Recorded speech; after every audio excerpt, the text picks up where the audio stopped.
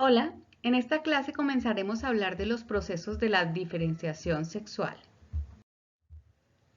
El fenotipo sexual de un individuo se puede ver a través de características estructurales y funcionales como por ejemplo la coloración, el tamaño corporal, el comportamiento y olores diferenciales o la apariencia de genitalia externa o interna, etc.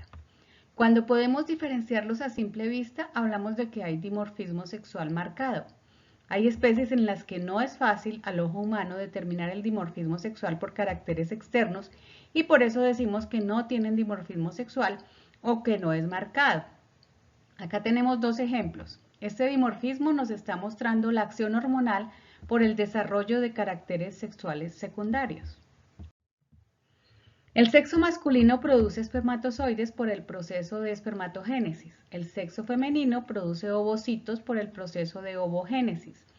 Los dos tipos de gametos se producen en órganos especializados que son las gónadas, los ovarios y los testículos, que son glándulas exocrinas y endocrinas. Exocrinas porque producen células, los gametos, que van al exterior, y endocrinas porque producen las hormonas esteroides sexuales.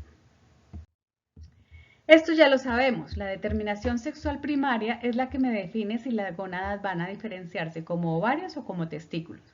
Para la mayoría de los vertebrados esta determinación se da durante el desarrollo embrionario. Para algunos anfibios se mantiene una gónada bipotencial por un periodo largo y la diferenciación es tardía. Por ejemplo, en anfibios de vida bifásica, es decir, que tienen renacuajos, después de que ocurre la metamorfosis. En peces es común que la diferenciación sea tardía y por tanto durante mucho tiempo de vida del pez, después del desarrollo embrionario, pueden mantener su gónada bipotencial. Así ya esté determinada por cromosomas o genes, es decir, no se diferencia temprano en el desarrollo. Vamos entonces a iniciar con la diferenciación gonadal en amniotas.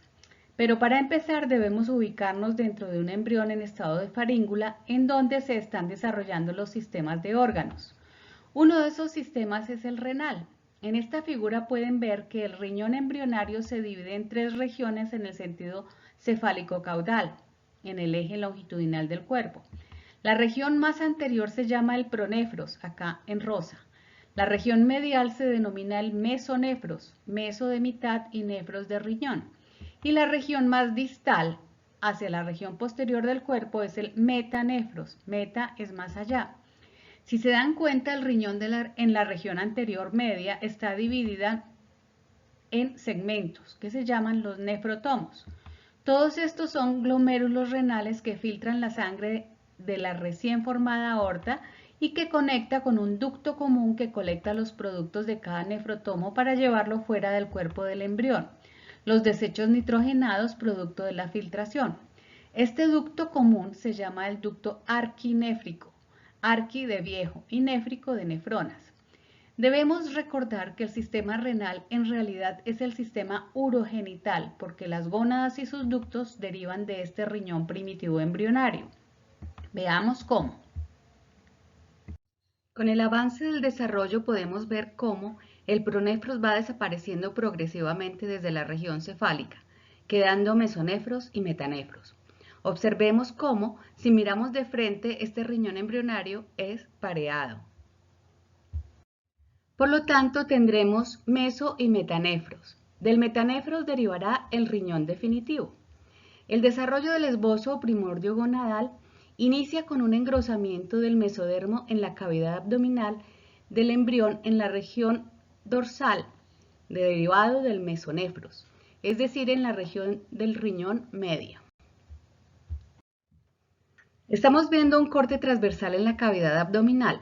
Observemos los primordios gonadales, recuerden son dos al lado y lado, y su posición relativa contra la pared dorsal del cuerpo en la región abdominal.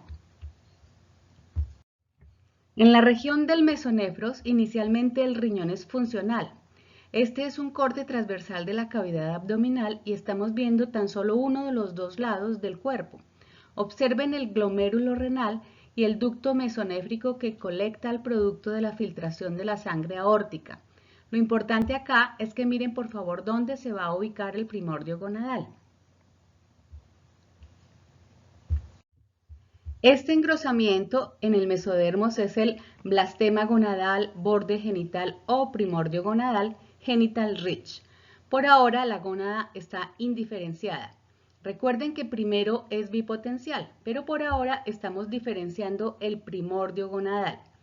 Si hacemos un corte transversal del embrión en la región del mesonefros y lo miramos desde arriba, podemos ver que este primordio está a ambos lados del cuerpo. Recuerden la simetría bilateral. El primordio está formado por un epitelio que da al celoma o epitelio celómico y un mesénquima subyacente, esto es, tejido conectivo embrionario, aquí en azul, que construirá el primordio gonadal. Las células de la línea germinal, esto es, las que formarán los gametos, en amarillo, y se van ubicando por migración en el primordio gonadal. Ellas están migrando desde fuera del cuerpo del embrión y están entrando al primordio gonadal. Acá lo detallamos mejor. Recuerden, es un engrosamiento en la cavidad abdominal en la región media al lado y lado del cuerpo y derivado del mesonefros. Hay un engrosamiento en esta zona y ese engrosamiento está formado por tejido conectivo o mesénquima, acá en azul, cubierto por epitelio celómico en café y las células germinales en amarillo que están migrando para ubicarse en lo que va a ser la gónada. Toda la nefrona que veíamos funcional ahora pierde su función renal progresivamente por el desarrollo del primordio gonadal. Una vez se ha dado el engrosamiento del primordio gonadal, la lámina basal que separa el epitelio celómico del mesénquima se rompe y permite entonces la entrada de células del epitelio celómico acá en verde que penetrarán progresivamente al mesénquima e inician la formación de cordones de tejido epitelial que radiarán al centro del órgano en formación. En este momento es que tenemos la gónada bipotencial. Tanto los cordones primarios del epitelio celómico como el mesénquima subyacente son células somáticas. Observen también cómo el mesonefros es parte del riñón embrionario. Se observa el glomérulo que conecta con la aorta dorsal y el ducto excretor que lleva los desechos al ducto arquinéfrico, que ahora se denomina ducto de Wolff. Estamos viendo solo uno de los lados de la región media del cuerpo donde se está desarrollando la gónada. El primordio gonadal está formado por dos zonas, la interna o médula del primordio gonadal, a donde llegan los cordones sexuales radiando entre y rodeados del tejido mesenquimatoso, y la corteza gonadal, que corresponde al epitelio celómico del primordio gonadal, que inicia la migración desde la corteza hasta la médula de la gónada. Por favor, estos diagramas hacen referencia al desarrollo humano y abajo pueden ver el tiempo en que están ocurriendo. Acá tenemos un embrión de 6 semanas de gestación. Acá podemos ver cómo se va formando la gónada. En la parte superior vemos el epitelio celómico y el engrosamiento del mesénquima del mesonefros.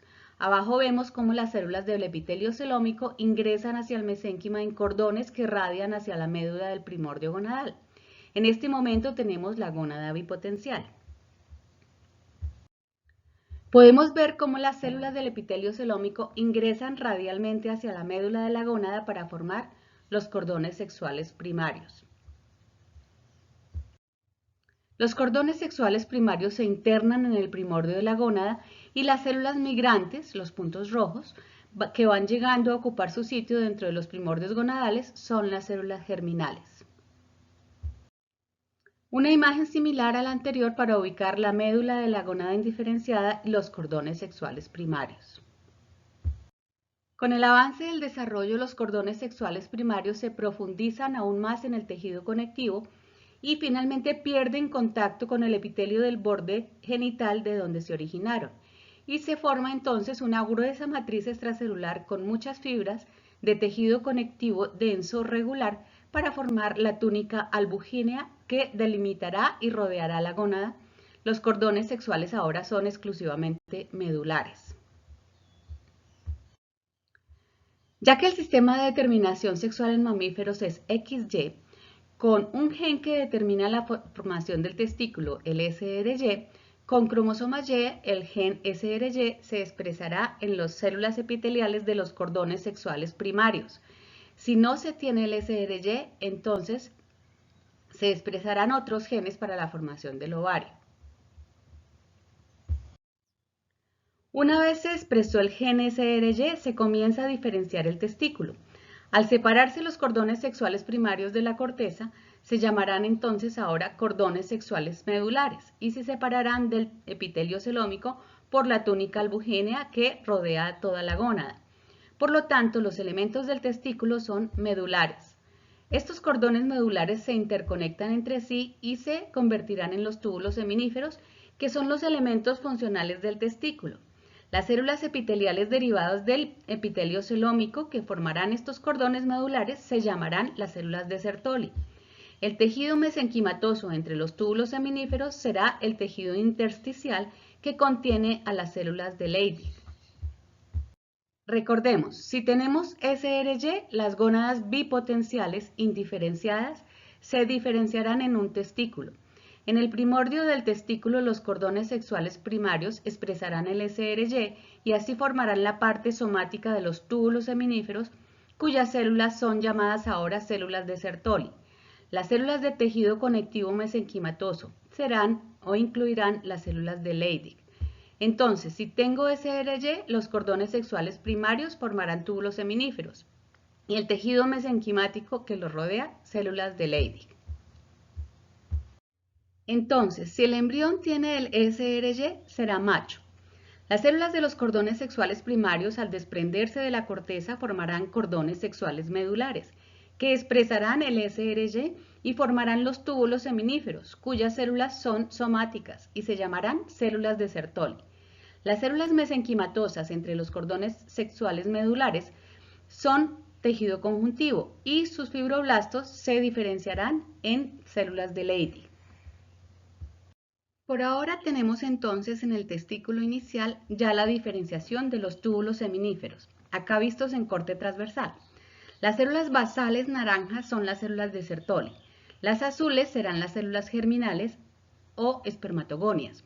El tejido naranja que rodea los túbulos seminíferos serán el tejido intersticial que separa los túbulos seminíferos y las células amarillas serán las células de Leydig.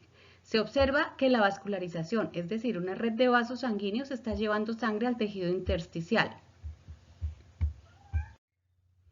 Los túbulos seminíferos se conectan con el ducto de Wolff a través de la rete testis, que son como lagunas colectoras que luego sacarán sus productos por conductillos que desembocarán finalmente al ducto de Wolff. Son los ductos eferentes. Acá el ducto de Wolff se llamará epidídimo. Vemos como a las 7 semanas de gestación se tienen los cordones sexuales medulares. Posteriormente, para la semana 20, se formarán completamente los túbulos seminíferos y sus conexiones con la red de testis, los ductos eferentes y el ducto de Wolff, ahora epidídimo. Puede verse un solo túbulo seminífero en corte transversal y se observan dos tipos de células en el túbulo seminífero. Las células de Sertoli en azul y las células de la línea germinal que llegaron por migración ahora se llamarán las espermatogonias. En esta diapositiva se ve más claramente cómo los túbulos seminíferos se conectan a la red de testis y de ahí salen los conductillos eferentes que irán al conducto de Wolff o ducto mesonéfrico, que será el ducto deferente o epidídimo si está paralelo al testículo. Veamos cómo sería la formación no solo de la gónada, sino de todo el sistema reproductivo en los machos. En el estado de gónada bipotencial indiferenciada tenemos la gónada como un engrosamiento del mesonefros conectado al ducto mesonéfrico de Wolff. Por favor miren que en el desarrollo y de manera paralela hay otro par de ductos, acá llamados ductos de Müller. Es decir, que los conductos son pareados al lado y lado del cuerpo. El derivado del conducto arquinéfrico o el conducto de Wolff y otro paralelo que es el conducto de Müller.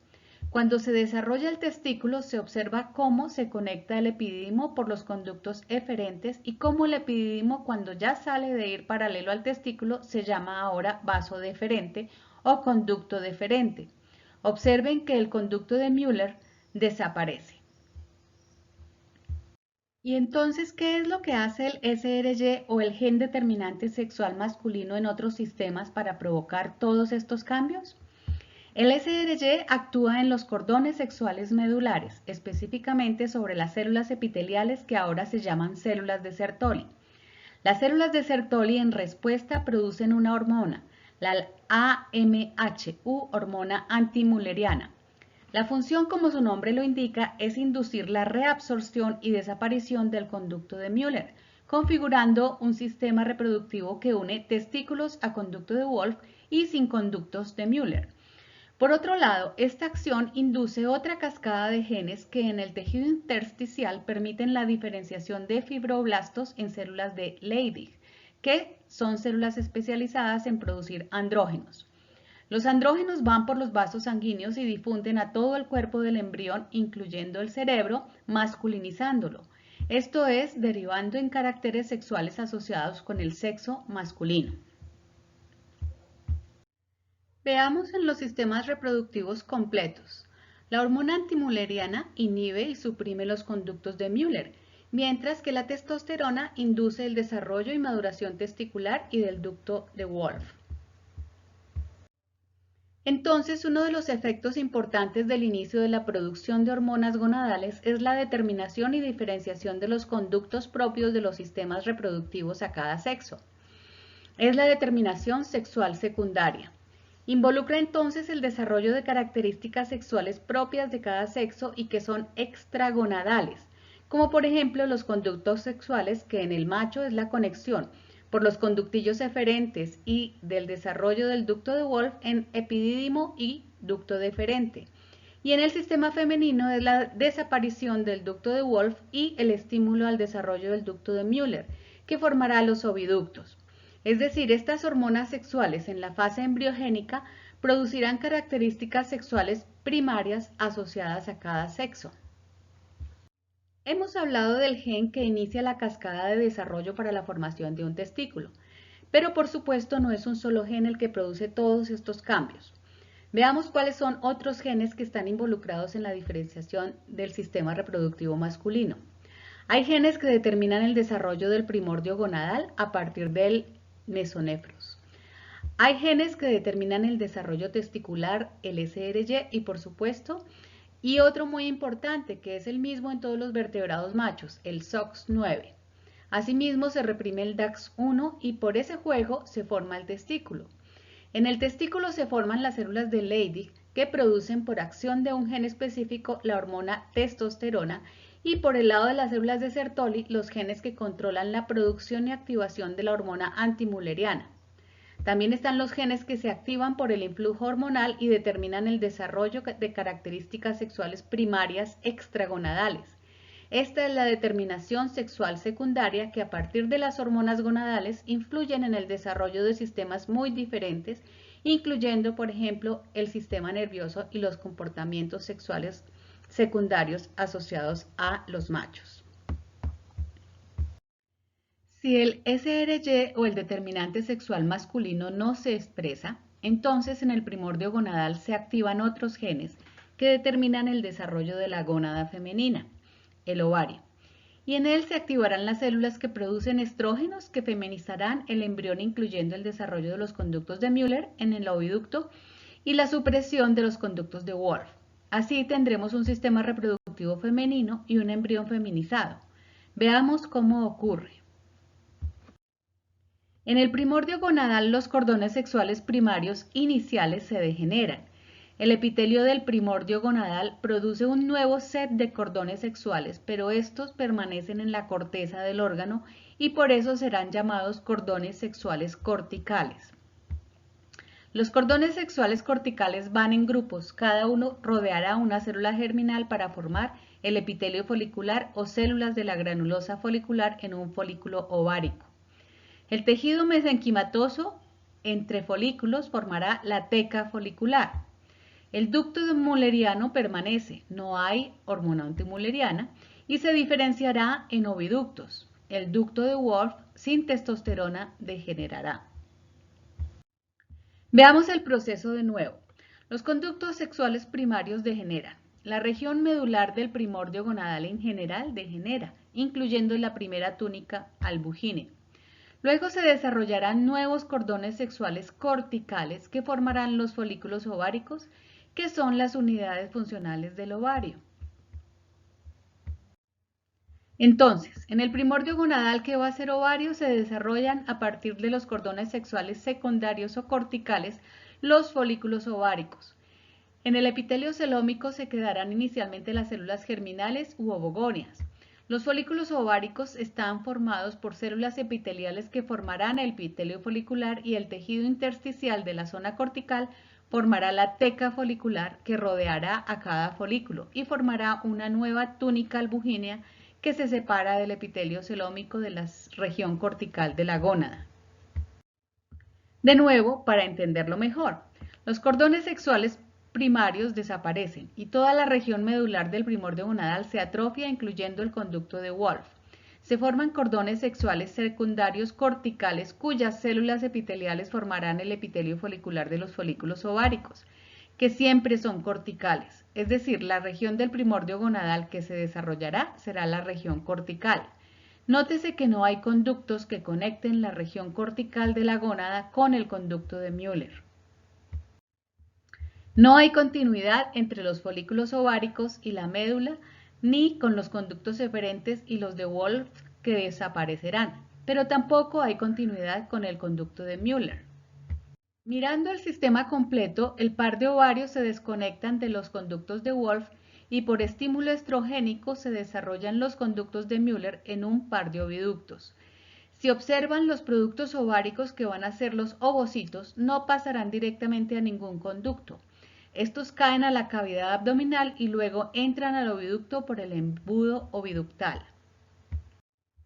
Cuando tenemos la gónada bipotencial tenemos los dos pares de conductos. Cuando llega el estímulo hormonal feminizante, es decir, los estrógenos, desaparecen los conductos de Wolff y se estimula el desarrollo de los oviductos derivados del conducto de Müller.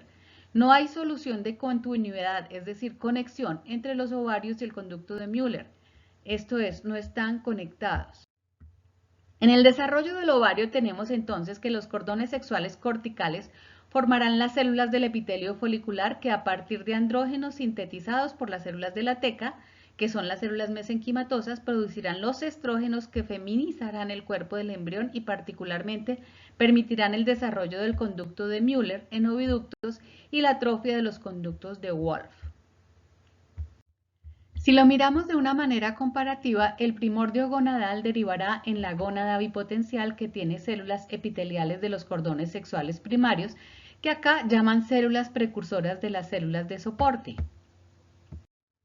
Células de la línea germinal y células mesenquimatosas que producirán esteroides. Si miramos cuando se desarrolla un ovario, las células epiteliales de soporte serán las células del epitelio folicular.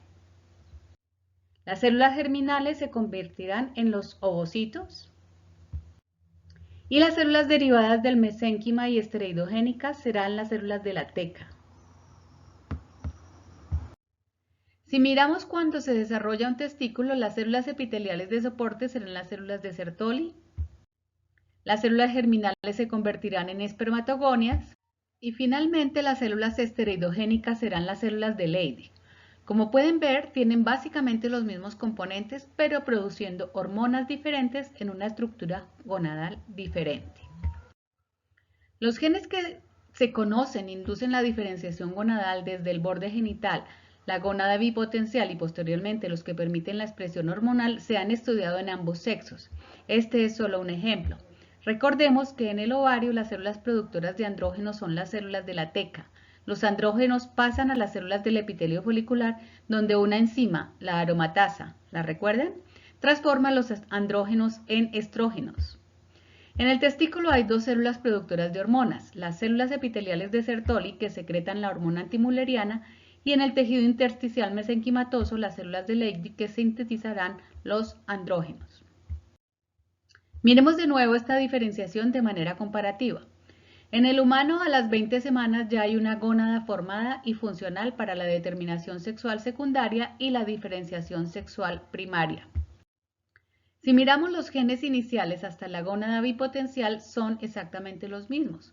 Luego, para cada sexo hay genes controladores diferentes.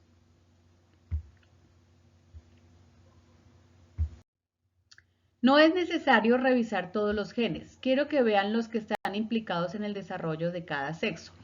Miren el papel central de la aromatasa para producir estrógenos, que determinan la formación y expresión de la gónada femenina, y el papel del DAX1, que se expresa en las hembras y se inhibe en los machos. Cuando se estudia comparativamente la diferenciación gonadal entre los amniotas y en general en vertebrados, se puede concluir que el proceso es básicamente el mismo. Lo que cambia es el disparador o el sistema de determinación sexual. Así, la diferenciación sexual es similar en todos los vertebrados.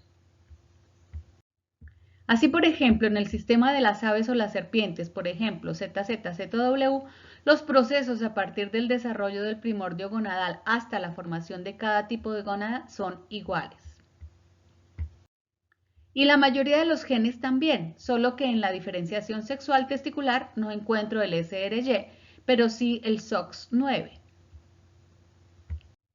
Recordemos entonces que en reptiles como tortugas y cocodrilos es la temperatura el disparador de lo que será la gónada. La temperatura actúa en el periodo termosensible, que es el periodo de la gónada bipotencial. La temperatura controla la actividad de la aromatasa, que permite en el tejido mesenquimatoso alrededor de los cordones sexuales primarios que se pase de andrógenos a estrógenos. Si la temperatura hace que la actividad de esa enzima sea alta, se producirán más estrógenos y entonces los cordones sexuales primarios se atrofiarán y aparecerán los cordones sexuales corticales para dar lugar a un ovario. Si la temperatura en este periodo hace que no se produzca mucha aromatasa, entonces dominarán los andrógenos y se desarrollarán los cordones sexuales medulares y de ahí todos los demás eventos para obtener un testículo.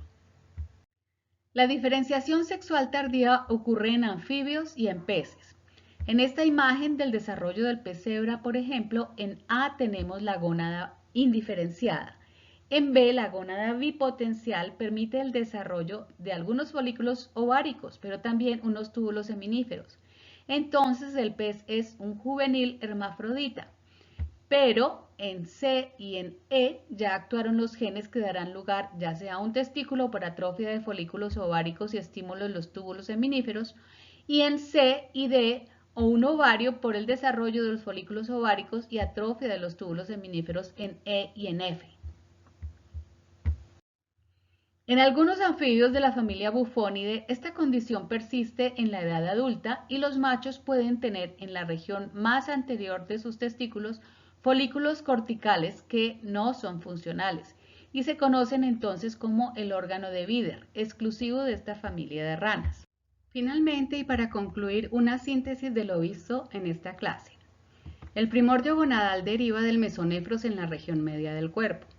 Este forma cordones sexuales primarios que se rodean de mesénquima y entonces tendremos la gónada bipotencial.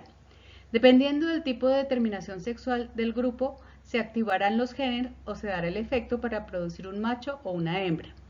En el caso de un macho, los cordones sexuales primarios se harán y mantendrán medulares, convirtiéndose en túbulos seminíferos, mientras el tejido mesenquimatoso será tejido intersticial. Las células de Sertoli en los túbulos seminíferos sintetizarán la AMH, hormona antimülleriana, y por tanto se degenerarán los conductos de Müller, mientras que las células de Leydig en el tejido intersticial producirán testosterona que permitirá el desarrollo testicular y de los ductos de Wolff.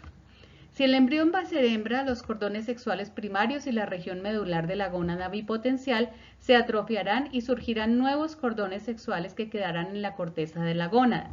Estos cordones formarán los folículos ováricos. Las células mesenquimatosas producirán testosterona y andrógenos que irán a las células del epitelio folicular, donde se convertirán en estrógenos. Los estrógenos destruirán los ductos de Wolff, feminizarán el embrión y diferenciarán los conductos de Müller en oviductos. Muchas gracias.